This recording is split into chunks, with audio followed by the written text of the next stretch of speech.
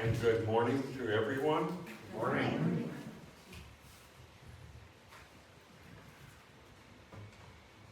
In the last 12 months, 70 million scriptures have been handed out or placed by the Gideons, your missionaries, the Gideons, in 199 countries and in 110 different languages.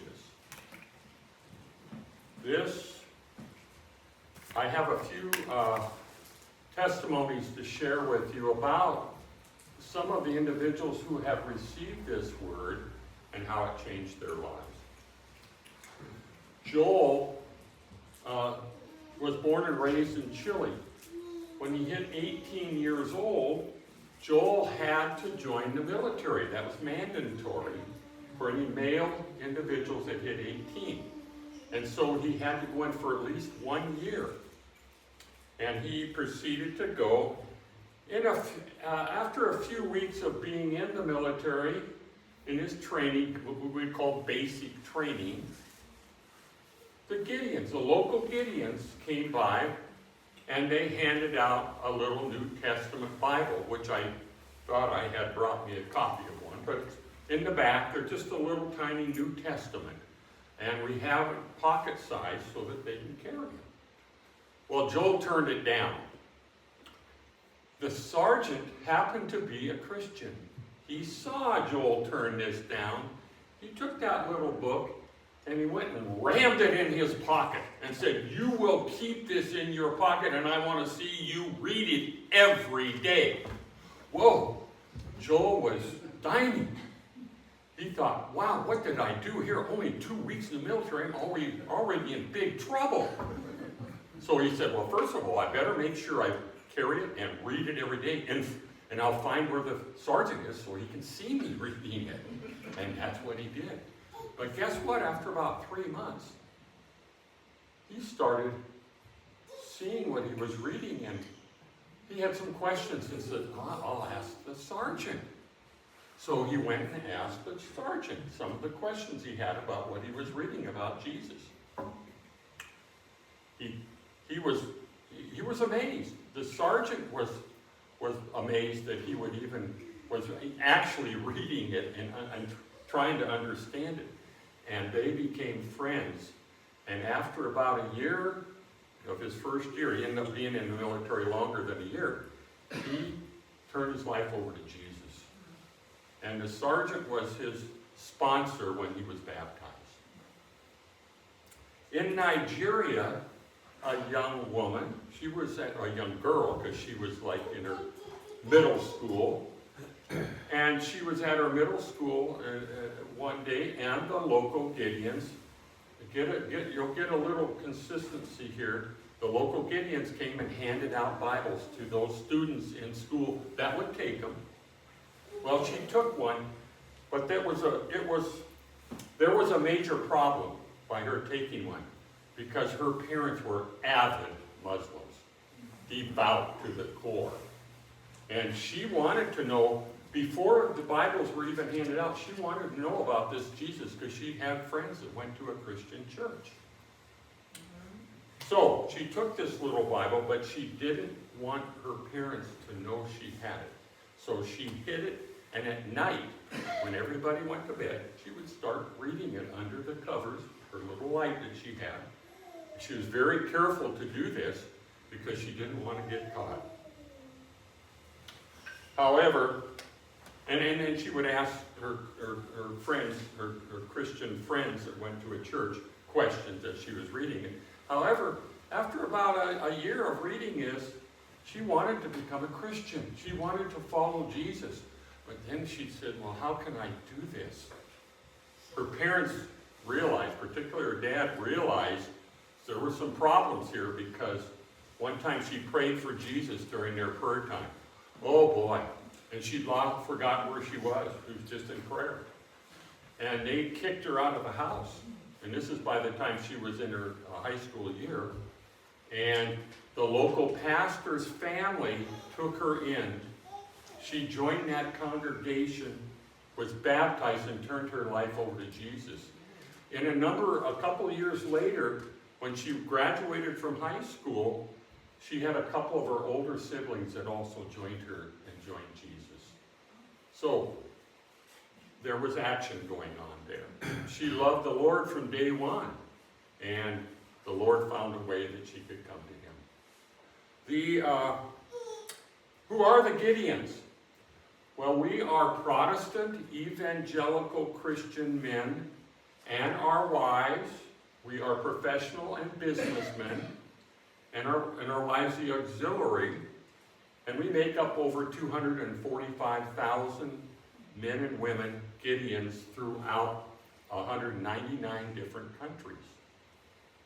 And we are not shy, but we also are considerate of people, because when we go to churches, or when we go to schools, we don't force the Bible on people, on the children, on the kids. I'll explain that in a minute. The mission of the Gideons is to win men, women, boys, and girls for the Lord Jesus Christ by placing his word where it's needed. And some of these places are, you're probably familiar with hotels and motels. Most people are. That's where the Gideons initially started.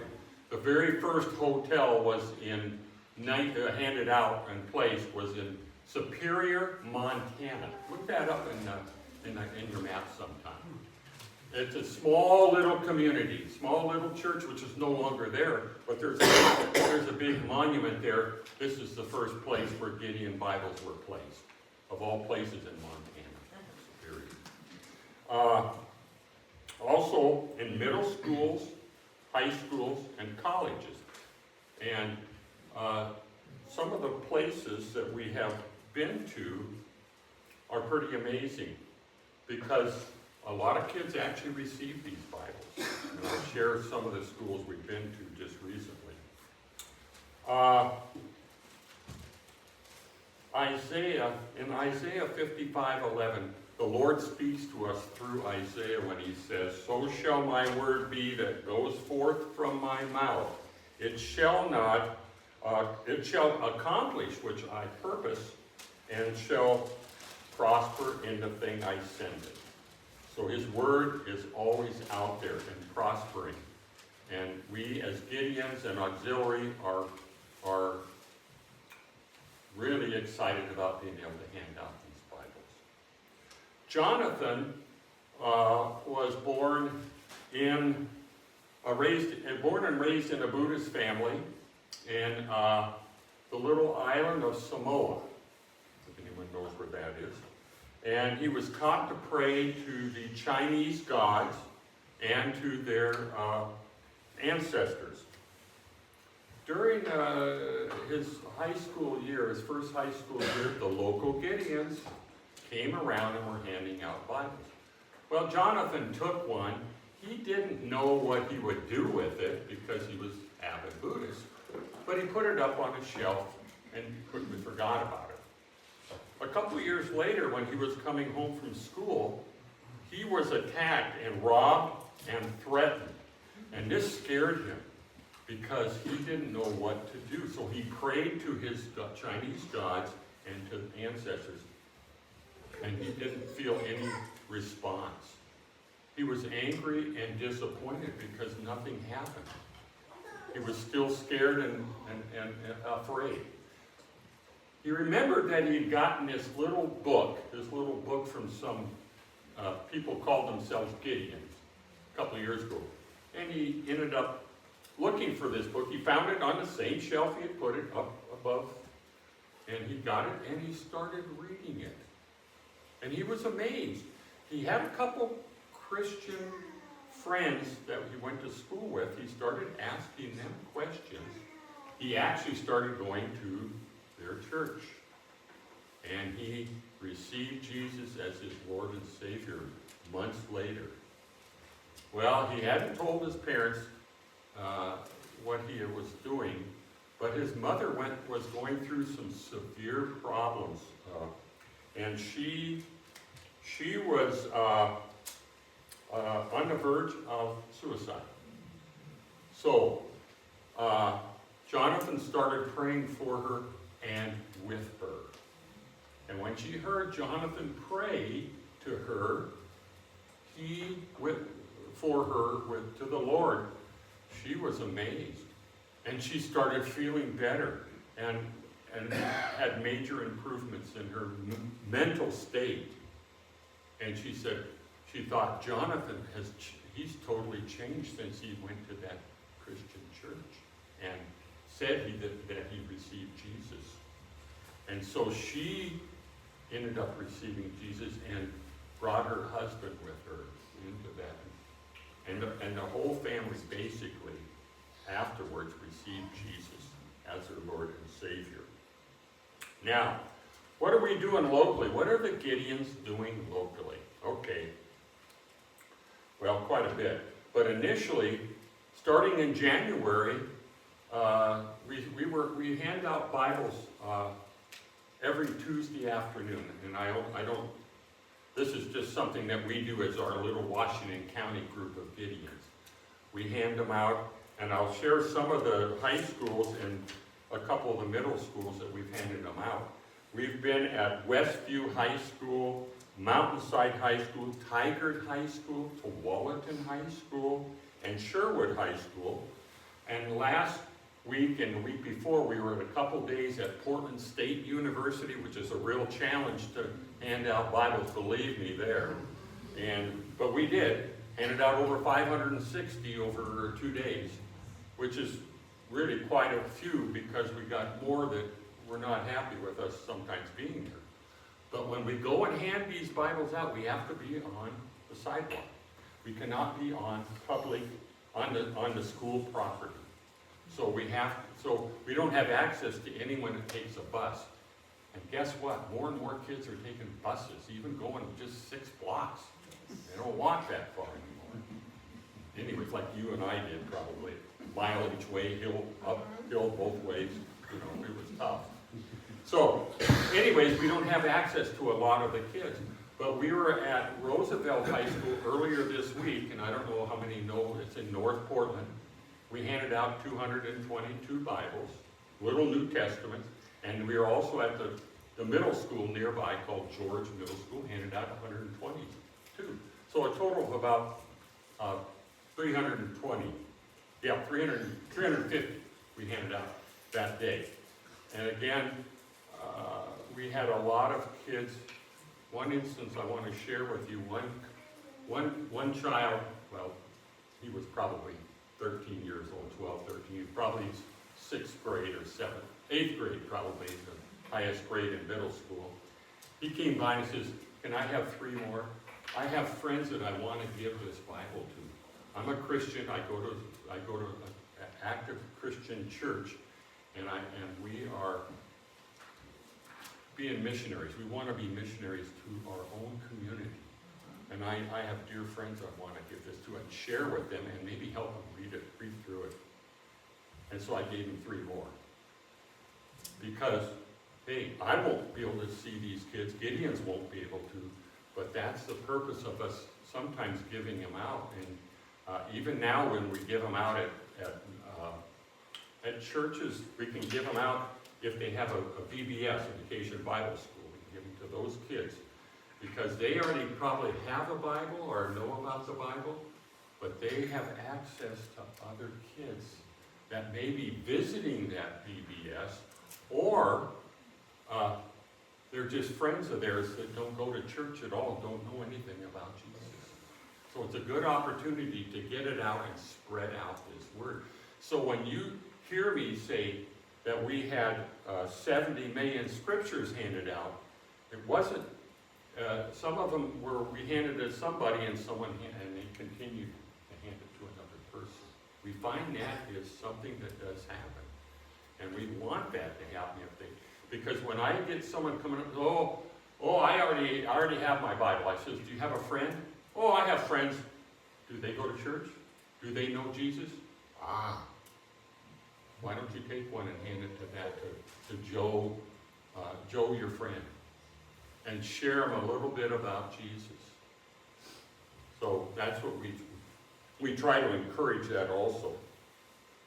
Now, besides the high schools and middle schools, we do college at Portland you'll go down to Oregon State, and some of the other colleges. We don't go to private colleges. There's a reason for that. And we have the jail ministry. We hand out Bibles to the chaplains in the jail at the Hillsborough jail. And we hand out give them about 120 a year. I brought 70 over to the jail in late February, to the chaplain there. And they have them there. They don't just put them out. They want to share with people a little bit about Jesus, and then it's a full Bible. It's a soft covered Bible, because they couldn't have a hardcover where they beat each other over the head, maybe. So they have soft cover. Anyways, we also, the most involved event that we have is the Washington County Fair. How many have been to the Washington County Fair, I think? Yeah. It's free to get in, but don't try to get anything else free except for the Bibles that we hand out. Because we rent a booth, and when I say we rent a booth, the Gideons pay for it. Because every dollar that you give as a donation, I mean every dollar, both for Bibles and getting them to where they need to be. So, you're not paying for the overhead. That's what the Gideons. Now, think of it. We were professional businessmen. We didn't earn minimum wage. So we should have access to some funds of our own. And we do. That's partly why we're Gideons. Because then we can provide these Bibles and provide for overhead that costs the Gideons. How do you think when we travel and go to these 199 countries, how do we get there? We pay for the airline ticket. We pay to stay there unless they have rooms for us. Anyways, I'm just letting you know every dollar goes for Bibles for you that you give. And thank you for whatever. And at the Washington County Fair, the last 2 years, we've handed out about 6,200 of these little New Testament Bibles, free. We have a big sign in the back behind us. It says, free Bibles. Well, one time we had about 6 guys were walking by, real smart alecks. We don't need any Bibles. And free, nothing's free anymore. And they walked on.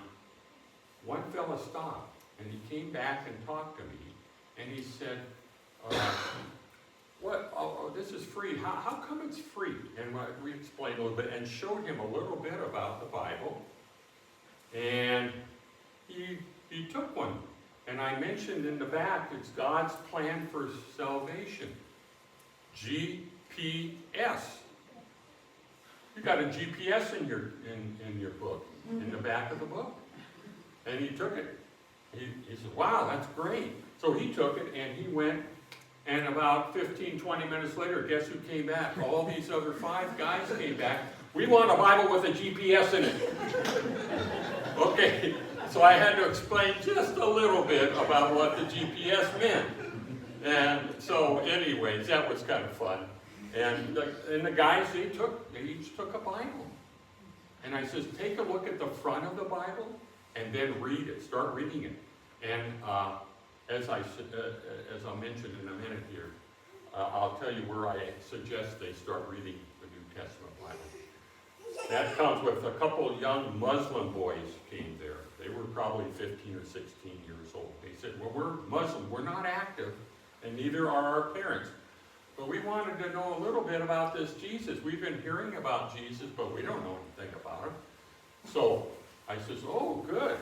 So we shared a little Bible with them and told them a little bit about Jesus, had them look at some questions in the front of the Bible, and they were interested, and I says, okay, here's what you need to do. Each one of you take a Bible, start in the book of John, page 162, because they may not know where to find John in the Bible, New Testament, and I says, read through that. And if you're around here next year, and that was last year, so maybe I'll see them this year. If they're around, maybe I'll see them. And so bring any questions. Or go to a local Christian church and ask questions there. Ask if there's a pastor there that they can ask questions. Anyways, so we also had coming through through the booth, and we have, we're in the Wingspan building. It's a fairly new building at the fairgrounds, and we're covered, and we have air conditioning in there, where before, we've been this is about the 16th year that we have bought a booth at the fair. And the last 4 years have been inside, which is really nice, versus 100 degrees out in late July, out there standing and handing out Bibles. So we had 3 young girls, the teenage girls, come by, and they said, "Oh, you've got free Bibles. Well, we're going to go to camp next week for the full week, and we were looking for something to read at nighttime when we're done with all of our camp activities. We would like to take a Bible to each of us, and read the Bible." I said, "That's excellent." And they said, "We have another friend who's not with us today, and she would want to read with us," so we gave her another Bible. And they went away with their Bibles, and they were happy to have something that they hadn't planned on what they were going to read, but they wanted to read all 4 nights that they would be available. Now, there was a newly baptized young man. When I say young, he was probably in his mid-20s, along with his wife.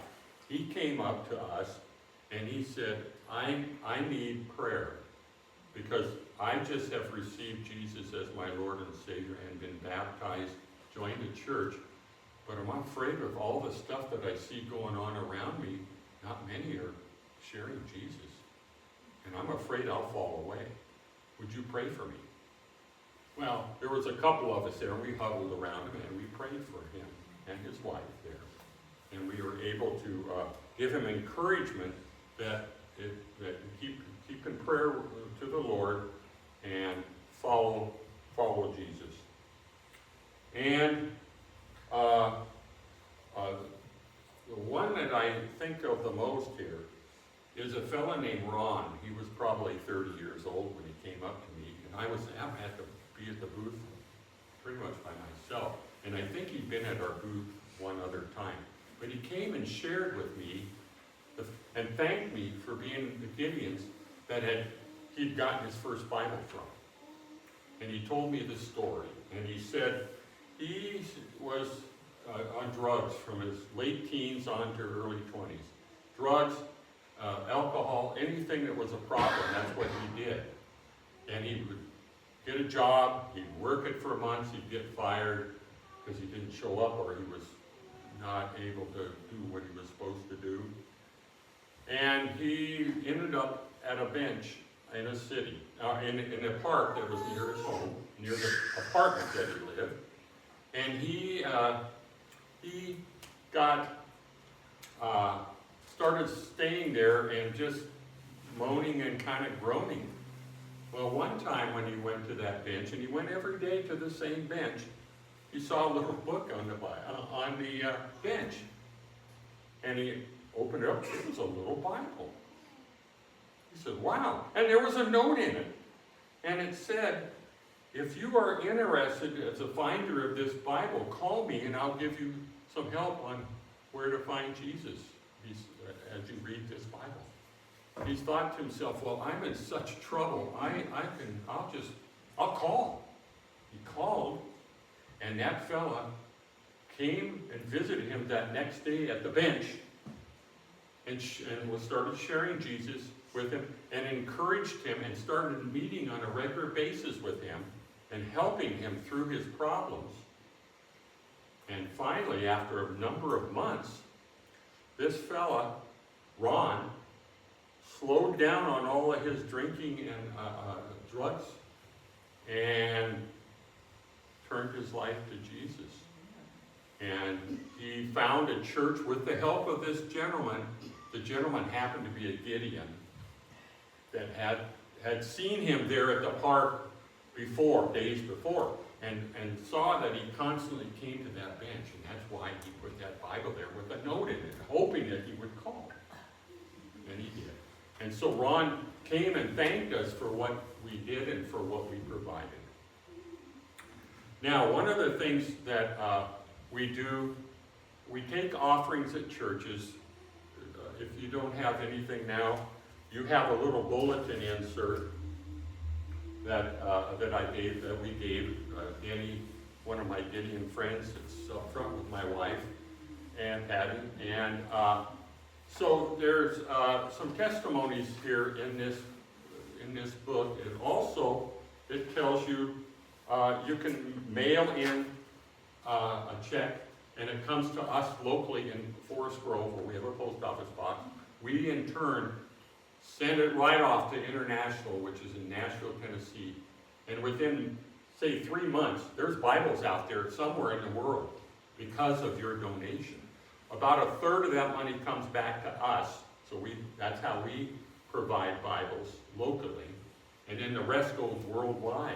It could go wherever the needs are right then. Wherever the needs are. And of course, we never have piles of money sitting around. Every dollar that comes in goes out. And then we pay for the overhead. Our dues pay for all the overhead of the Gideons and travel expenses. And then when we travel and hand out Bibles anywhere in the world, we pay our own way. So that's why I said we weren't minimum wage earners to be a Gideon. But if you are, anyone here wants to be a Gideon, come up and talk to me afterwards.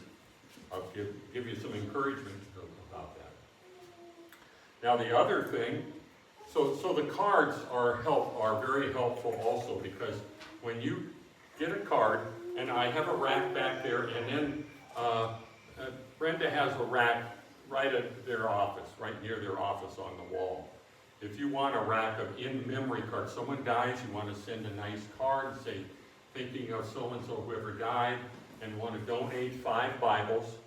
The Bibles are $5 a piece. They're the bigger ones. And so they provide that. You mail in, you send the card to the individual, write the note, and then, which we paid for the cards, and then you in turn mail a check to us, say you do 5 Bibles, $25. All of that goes back east. We may get 8 or 10 of that back in the form of purchasing Bibles. So that's what we purchase our Bibles with, a lot of Bibles, besides what we donate also. Joanne and Tom Hamilton back there are Gideons and auxiliary. They do this, I know they know well about cards, so if you have any questions, ask them. They use it a lot. They use the cards a lot, as I do. So it's really a good way. Plus there's other, in honor, you want to honor someone, they graduated from high school, you want to donate so many Bibles in their name. And let them know that, because the person that receives a card, they say, wow. I don't know how many times I get replies back saying, wow, that was so nice of you to do that. I said, well, it's just a calling. I just want to let you know that we are thinking of you and praying for you, and whatever event that you were successful in, or your graduation, that you have received, and you know the Lord, hopefully. If they don't, then they're wondering, wow, this is an honor that I didn't know was available. Then someone receives those Bibles that you purchased with the money that you sent checks to, and then we always send receipts back to you also. And so the cards are very important. Take those. Those are cards that you can take if you want back there, as well as on the wall near Brenda's office there. And not to slow anything down, I have one more testimony. It's kind of one of my more favorite testimonies. This fella, Francisco, was born in Spain, and he started using drugs. There was a real problem with, he couldn't get along with anybody, starting when his early teens. And for many years, he would be constantly in trouble and out of trouble. As he got older, he was in and out of jail. His parents tried to help him. He wouldn't listen to anybody. And one day, the local Gideons came to the prison that he happened to be in at that time. And they had a group of people, the individuals that were in jail, and they were talking to them like this. There may not have been more than 15 or 20 of them. And the Gideons were speaking about Jesus with them. And then we're going to give them some Bibles. Well, Francisco happened to be there, and he was really ticked. He ran up and tried to attack the speaker because he didn't want to know anything about this Jesus. He doesn't do anything for me. And so the guards grabbed him and took care of him and then put him back in his cell. Well, when he got in his cell and they locked him back up, he took off his jacket and he threw it against the wall. Well, a little Bible fell out. It was a little book. He didn't know it was a Bible until he got to it and opened it up and says, "Those lousy Gideons, they put a Bible in my pocket when I was trying to leave, when I was wrestling with the fellow up front." And so the Bible, he didn't know what to do. And he thought, he just kept it, he left it on the floor. He didn't touch it after he looked at it. He just put it back on the floor because he was going to throw it away. And he thought about it over the next few days, says, how am I ever going to change my life? How am I? This is terrible. And I know that what I'm going through is not right. And he took, about 3 days later, he took this little Bible and he started reading it. Talked to the chaplain, the local chaplain in the jail. And he began reading it. His whole life totally changed. He was in jail for about 5 or 6 years at that time. That was his sentence, and he'd only been in less than a year when he attacked the guard, or the speaker. And he changed. Everybody said, this guy is different. This is not the same guy. He was kind. He was nice. He wanted to pray for people. They had struggles, other prisoners. And his family couldn't believe the change in him either. And so they were trying to get him out of jail earlier. And they did. It took about a year longer, and he got out of jail. Now he is a pastor in Seville, Spain. That's what he wanted to do. He wanted people to hear about Jesus. And he says, that's the way I can get them to hear about Jesus. And he wasn't just a pastor of a church and just stayed in the church. He went around, all the way around the city. And he would preach at different places and at dinners. Wherever he could share Jesus, that's what he did for the rest of his life. Well, he's still living. So, thank you very much, Brenda, and North Plains Christian Church. Thank you for allowing me to speak here. And I know I probably outdid my time, but I just really appreciate that. And one other thing, in the back, when I told you that we have 199 countries, if you want to know how many Bibles we place in these 199 countries, we have a big brochure that gives every one of the 199 countries we've been in, and how many Bibles we've given to them, and how many people there are in that country, and how many Bibles, over 2 billion that we've given in these different countries. 2.6 billion, I believe it is. You're welcome to take anything you see on that. There's a few little Bibles, and if you have someone that you know might need one, you might take it. God bless. Thank you all. Amen.